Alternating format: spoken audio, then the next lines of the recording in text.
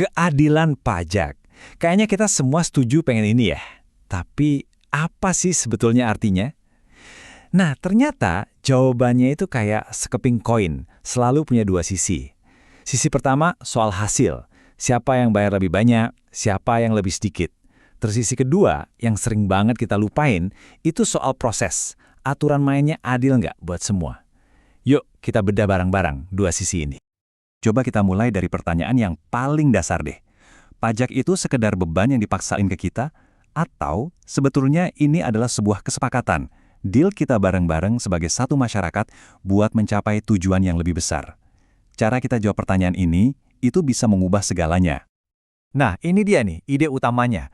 Jadi pajak itu bukan sekedar mesin pengumpul duit buat negara. Pajak itu ibaratnya perekat kontrak sosial kita di zaman modern. Kita setuju ngasih sebagian penghasilan kita, dan sebagai gantinya, negara wajib ngasih kita keadilan. Tapi pertanyaannya, keadilan yang kayak gimana? Kenapa ini penting banget? Soalnya gini, sistem pajak itu cuma bakal ditaati kalau kita, sebagai masyarakat, percaya sistemnya adil. Kalau kepercayaan itu udah hilang, ya udah, kepatuhan sukarela bakal hancur. Dan ternyata, keadilan dalam urusan pajak ini punya dua wajah yang beda banget. Ini dia dua sisi koin kita. Di satu sisi ada yang namanya keadilan hasil. Ini ngomongin hasil akhirnya siapa dapat apa.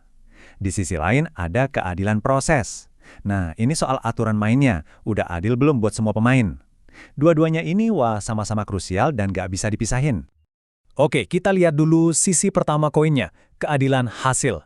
Kalau di dunia filsafat, ini dikenal sebagai keadilan distributif. Sederhananya gini deh, ini tuh soal tujuan akhir dari pemajakan. Gimana caranya kue kekayaan negara ini dibagi-bagi secara adil? Nah, pertanyaan ini adalah jantungnya keadilan hasil.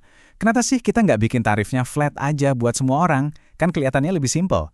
Jawabannya, ternyata ngebawa kita ke sebuah perjalanan filosofis yang seru banget. Ide ini tuh nggak ujuk-ujuk ada loh. Prosesnya ribuan tahun. Dulu banget, Aristoteles bilang keadilan itu ya proporsional. Apa yang kamu dapat ya sesuai jasamu. Ratusan tahun kemudian, Thomas Aquinas geser fokusnya. Katanya keadilan itu buat kebaikan bersama. Tapi lompatan paling gila datang dari filsuf modern John Rawls. Idenya benar-benar mengubah permainan.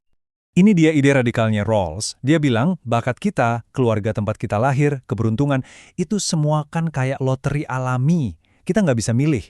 Nah, karena itu, masyarakat yang adil itu boleh dan bahkan harus mengatur hasil dari lotre ini. Jadi ketimpangan ekonomi itu boleh-boleh aja, tapi ada syaratnya. Hanya jika ketimpangan itu pada akhirnya paling menguntungkan kelompok yang paling nggak beruntung. Terus gimana cara nerjemahin ide filosofis yang keren ini ke slip pajak kita sehari-hari? Jawabannya lewat sebuah prinsip teknis yang namanya keadilan vertikal. Simpelnya, mereka yang kemampuannya lebih besar ya harus menanggung beban yang lebih besar juga. Inilah ruh dari sistem pajak progresif yang kita kenal. Oke, kita udah bahas satu sisi. Sekarang saatnya kita balik koinnya. Keadilan itu kan bukan cuma soal hasil akhirnya doang. Prosesnya, aturan mainnya, itu juga harus adil. Nah, ini dia sisi kedua, keadilan proses. Jadi, apa bedanya? Gampangnya gini. Keadilan hasil atau distributif itu menjawab pertanyaan mengapa kita perlu pajak, yaitu untuk redistribusi kekayaan. Sementara keadilan proses atau komutatif itu menjawab pertanyaan bagaimana kita memungut pajak, apakah prosedurnya adil, transparan, dan setara buat semua. Dan sama kayak sisi pertama tadi, prinsip filosofis ini juga punya padanan teknisnya, namanya keadilan horizontal. Konsepnya kedengaran simpel banget, tapi dampaknya luar biasa. Orang-orang dengan kondisi ekonomi yang setara harus diperlakukan secara setara juga oleh sistem pajak. Nggak ada yang namanya perlakuan khusus. Sayangnya, justru disinilah seringkali sistemnya jadi pincang.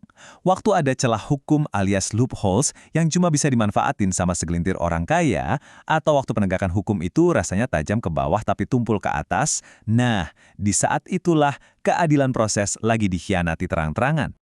Oke, sekarang gimana kalau kita coba satuin kedua sisi ini? Kita bakal lihat gimana konsep filosofi dan prinsip teknis yang tadi kita bahas itu saling terkait dan membentuk sebuah sistem yang utuh. Yuk kita rangkum ya, keadilan vertikal itu adalah wujud nyata dari keadilan distributif. Cara kerjanya lewat tarif pajak yang progresif. Di sisi lain, keadilan horizontal itu wujud nyata dari keadilan komutatif. Gimana nerapinnya? Ya lewat administrasi dan penegakan hukum yang adil buat semua tanpa pandang bulu. Dan inilah kerangka besarnya. Keren kan?